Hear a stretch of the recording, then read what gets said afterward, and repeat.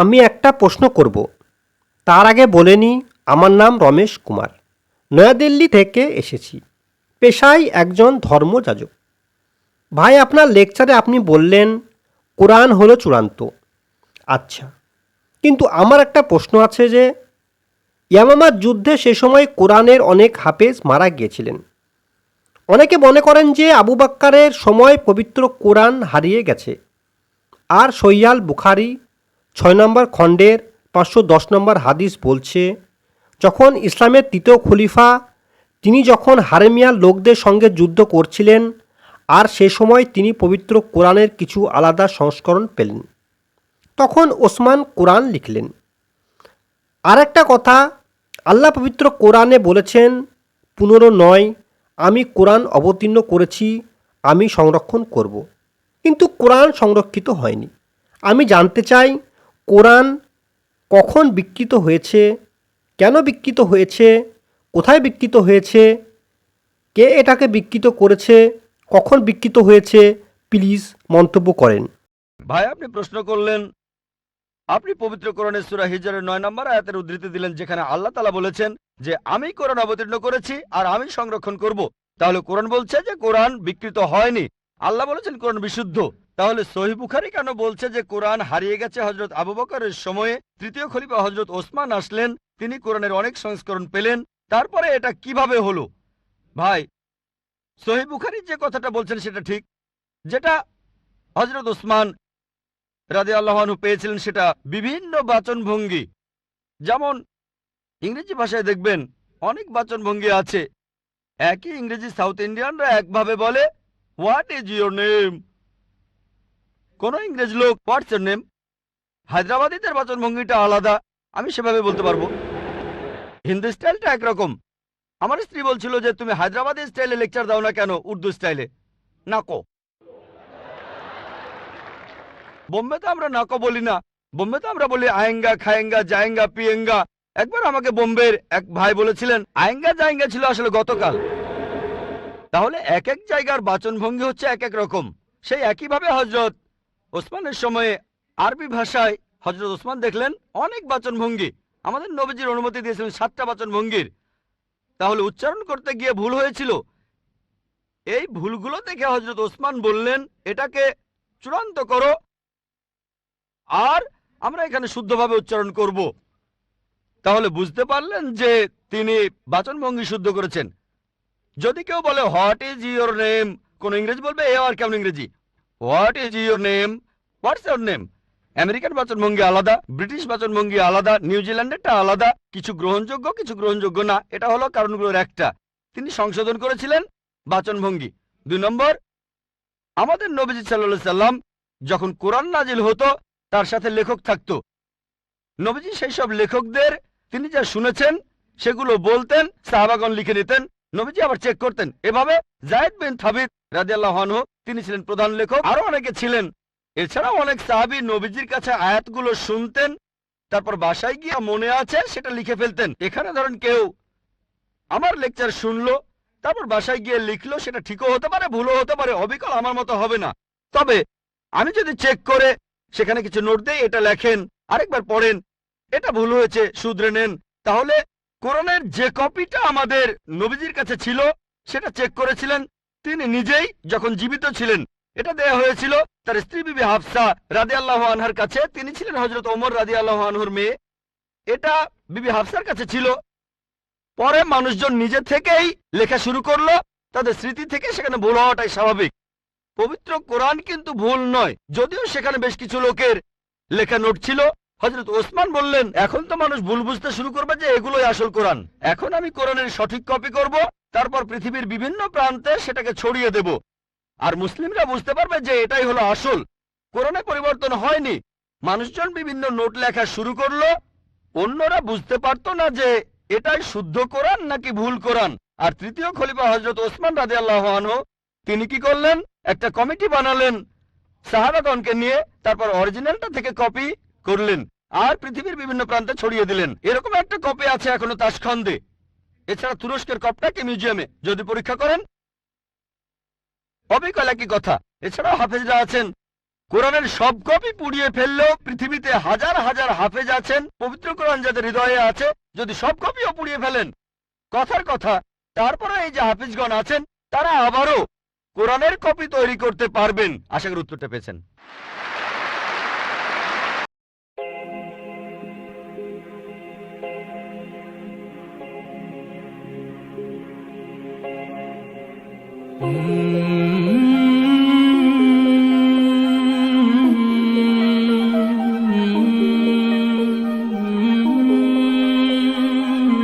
Good evening sir, আমার নাম সুতপা সরকার। আমি পেশায় একজন শিক্ষিকা। আপনাকে আমি একটা প্রশ্ন করতে চাই। ইসলাম ধর্মে কর্ম আর মোক্ষ লাভ সম্পর্কে কি বলা আছে, আর এক্ষেত্রে হিন্দু ধর্মের ধারণার সাথে পার্থক্যটা কি? বোন, আপনি প্রশ্ন করলেন ইসলামে কর্ম আর মোক্ষ লাভ সম্পর্কে কি বলা হয়েছে। হিন্দু ধর্মগ্রন্থ অনুযায়ী কর্ম মানে কাজ, আমরা যে কাজগুলো করি, অ্যাকশন, এই কর্ম করতে হবে ধর্ম অনুযায়ী। আর হিন্দু ধর্মের বিশেষজ্ঞরা একটা দর্শনে বিশ্বাস করেন যেটাকে বলা হয় সংস্কারা, জন্ম আর মৃত্যুর চক্র, জন্ম আবার মৃত্যু, যেটা হলো আবার জীবিত হওয়া, অথবা মানুষের আত্মার ভ্রমণ করার থিওরি। তারা বিশ্বাস করে আপনি যেরকম কর্ম করবেন, যদি ভালো কাজ করেন পরবর্তী জীবনে আপনি জন্মাবেন কোন উচ্চ স্তরে, যদি খারাপ কাজ করেন পরবর্তী জীবনে আপনি জন্মাবেন কোন নিচু স্তরে। যদি ভালো কাজ করেন আপনি মানুষ হয়ে জন্মাবেন, খারাপ কাজ করলে পশু হয়ে জন্মাবেন, হয়তো ইঁদুর হবেন, বিড়াল হবেন বা তেলাপোকা হবেন। আর সেখানে যদি কিছুই না থাকে, ভালো খারাপ কিছুই না থাকে, তাহলে মোক্ষ লাভ করবেন, জন্ম মৃত্যুর চক্র থেকে বের হয়ে আসবেন। এটা হলো হিন্দু ধর্মের বিশেষজ্ঞদের দর্শন। তবে বেদে এর কোন রকম উল্লেখ নেই। বেদ হলো হিন্দুদের সর্বোচ্চ ধর্মগ্রন্থ, সেখানে উল্লেখ নেই। তারা বলতে চায় যে এই কথাগুলো ভগবদ গীতায় আছে। ভগবদ গীতায় বলা হয়েছে 2 নম্বর অধ্যায়ের 22 নম্বর অনুচ্ছেদে, যেভাবে একটা শরীর পোশাক বদলায় তারপরে নতুন পোশাক পরে, একইভাবে আত্মা নতুন শরীরে প্রবেশ করে। হিন্দু ধর্মগ্রন্থগুলোতে পুনর্জন্ম বলে একটা কথা আছে। এটা আছে ঋগ্বেদ 10 নম্বর গ্রন্থ 16 নম্বর অনুচ্ছেদের 4 ও 5 পরিচ্ছেদে। পুনর্মানে পরবর্তী, জন্ম মানে জীবন, পরবর্তী জীবন। আমরা পরের জীবনে বিশ্বাস করি যে পৃথিবীতে একবার আসবো, মাত্র একবারই আসবো। আমরা পৃথিবীতে একবার আসবো, আল্লাহর আদেশে মারা যাব, পৃথিবীতে একবারই আসবো, একবারই মারা যাব, পরবর্তীতে আখিরাতে গিয়ে আবার জীবিত হব। তাহলে ইসলাম অনুযায়ী আমরা এই পৃথিবীতে একবারই আসবো, তারপর আমরা আল্লাহর আদেশে কিয়ামতের দিনে আবার জীবিত হব। কাজের উপর নির্ভর করে বেহেশত বা দোজখে যাবেন, স্বর্গ বা নরকে। বেদ এমন কথাই বলছে, কিন্তু তারা এটা বোঝে না, হিন্দু বিশেষজ্ঞরা, যে কেন মানুষ জন্মায় বোবা হয়ে, জন্মায় অন্ধ হয়ে, কেউ গরিব হয়, আবার কেউ ধনী হয়, কেউ বা স্বাস্থ্যবান। ঈশ্বর তো কোনো অন্যায় করেন না। তাই তারা একটা দর্শন আনলো যে জন্ম মৃত্যু, আত্মার ভ্রমণ করে বেড়ানো। বেদের কোথাও এই কথার উল্লেখ নেই। এমনকি ভগবদ গীতাও এমন কথা বলছে, পুরনো পোশাক বাদ দিয়ে শরীর যেমন নতুন পোশাক পরে, একইভাবে আত্মা পুরনো শরীর ছেড়ে নতুন শরীরে যায়।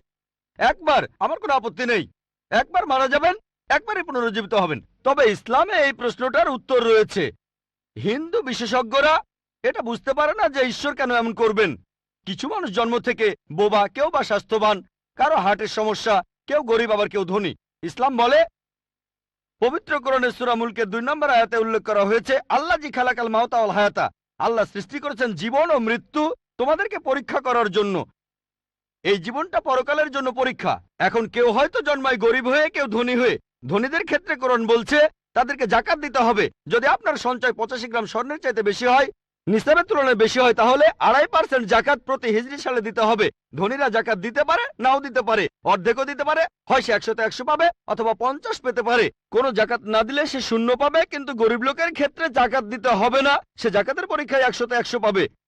আমরা বলি এ তো গরিব লোক, কিন্তু গরিব জাকাতের পরীক্ষায় 100তে 100 পাবে, 100তে 100। আর আমাদের নবীজি বলেছেন ধনী লোকের জন্য বেহেশতে যাওয়া গরিব লোকের চাইতে কঠিন। ধনীরা ভাবতে পারে, ও আমাকে এত জাকাত দিতে হবে, আমি দিতেও পারি আবার নাও দিতে পারি। সবচেয়ে ভালো কাজ হলেও সর্বোচ্চ পেতে পারেন 100তে 100। গরিব লোক এখানে পুরো নম্বর পেয়েছে। তাই এক একজনের পরীক্ষা এক এক রকম। কেউ বা স্বাস্থ্যবান, আবার কেউ হয়তো সে জন্ম থেকেই অসুস্থ। এটা আমরা মানি না যে আগের জন্মের পাপের কারণে কেউ অন্ধ হয়ে জন্মেছে। এটা পরকালের জন্য পরীক্ষা। এমন না যে সে পাপ করেছে, হয়তো এটা বাবা মায়ের জন্য পরীক্ষা, পবিত্র কোরআনে সূরা আনফালের 28 নম্বর আয়াতে উল্লেখ করা হয়েছে, তোমাদের সম্পদ ও সন্তানরা তোমাদের জন্য পরীক্ষা। হয়তো আল্লাহ বাবা মাকে পরীক্ষা করছেন, হয়তো তারা ধার্মিক, আর দেখা গেল যে তাদের সন্তান একেবারে জন্ম থেকে অসুখ। দেখে কেউ হয়তো বলবে আমি আল্লাহকে বিশ্বাস করি না। যারা ইমানদার তারা বলবে এখনো আল্লাহকে বিশ্বাস করি। আল্লাহ পরীক্ষা করছেন, যত কঠিন পরীক্ষা তত বড় পুরস্কার। হয়তো আল্লাহ তাদের দেবেন জান্নাতুল ফেরদৌস। ধরেন যদি গ্র্যাজুয়েশন পাশ করেন, আপনি হবেন বিএ, বিএসসি বা বিকম। যদি পাশ করেন এমবিবিএস, আপনি হবেন ডাক্তার। এমবিবিএস পাশ করাটা বিকমের চাইতে কঠিন। যত কঠিন পরীক্ষা তত দামি ডিগ্রি। আমরা মানি কেউই পাপী হয়ে জন্মায় না, প্রত্যেকে জন্মায় মাসুম হয়ে। কিন্তু হিন্দু দর্শন বলছে, বিশেষজ্ঞরা বলছে, ধর্মগ্রন্থ বলছে না, তারা বিশ্বাস করে যে এই পৃথিবীতে আসবেন, বারবার আসবেন। যদি ভালো কাজ করেন মানুষ হয়ে আসবেন, খারাপ কাজে পশু হয়ে জন্মাবেন। এ কথাটা বেদের কোথাও বলা নেই। আর আপনি যদি একটু চিন্তা করে দেখেন বোন, অপরাধের মাত্রা বাড়ছে না কমছে? বাড়ছে না কমছে? অপরাধ বাড়ছে নাকি কমছে? বাড়ছে। পৃথিবীতে মানুষের সংখ্যা বাড়ছে না কমছে? বাড়ছে। তাহলে যুক্তি বলে অপরাধের মাত্রা যদি বাড়ে, মানুষ তো তাহলে কমে যাওয়ার কথা, কিন্তু কমছে না। এতেই প্রমাণ হয় যে এই দর্শনটা ভুল। বিস্তারিত জানতে চাইলে আমার ভিডিও ক্যাসেট দেখুন, হিন্দুইজম ও ইসলামের মধ্যে সাদৃশ্য। আশা করি আপনার উত্তরটা পেয়েছেন। ওয়া আখিরি দাওয়ানা আলহামদুলিল্লাহি রাব্বিল আলামিন।